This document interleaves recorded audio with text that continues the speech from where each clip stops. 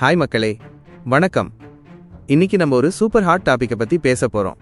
என்னன்னா, தமிழக அரசியல்ல ஒரு செம ட்விஸ்ட் நடந்துகிட்டு இருக்கு.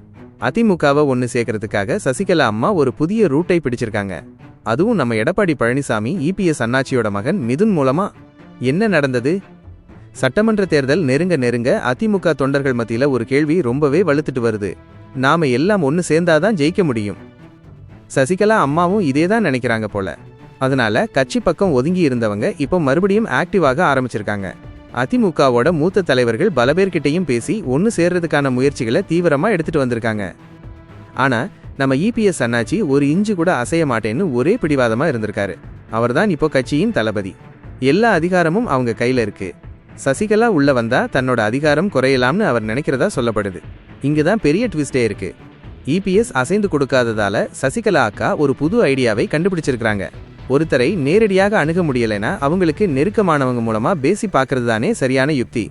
அதனாலதான் இபிஎஸ் இன் மகன் மிதுன் கிட்டையே நேரடியாக பேச ஆரம்பிச்சிருக்காங்க. இது அரசியல் வட்டாரத்துல பெரிய சலசலப்பை ஏற்படுத்தி இருக்கு. அதிமுக ஒன்னு சேருமா? அப்ப இந்த பேச்சுவார்த்தை வெற்றி பெறுமா? அதிமுகவுக்கு நல்ல காலம் பிறக்குமா? அரசியல்ல எது வேணா நடக்கலாம். தேர்தல் நெருக்கத்துல தோல்வி பயம் எல்லா தலைவர்களையும் ஒன்னு சேர்க்கலாம். ஆனா அதிகாரம் முக்கியமா இருக்கிறதால இது அவ்வளவு சீக்கிரத்துல நடக்காதுன்னு தான் பெரும்பாலானவங்க நினைக்கிறாங்க. ஆனா இந்த விஷயம் காட்டுறது ஒன்னே ஒண்ணுதான். அதிமுகவை ஒன்னு சேர்க்கிறதுக்கான முயற்சி ரொம்பவே தீவிரமடைஞ்சிருக்கு. இனி என்ன நடக்குதுன்னு நாம பொறுத்திருந்து பார்ப்போம்.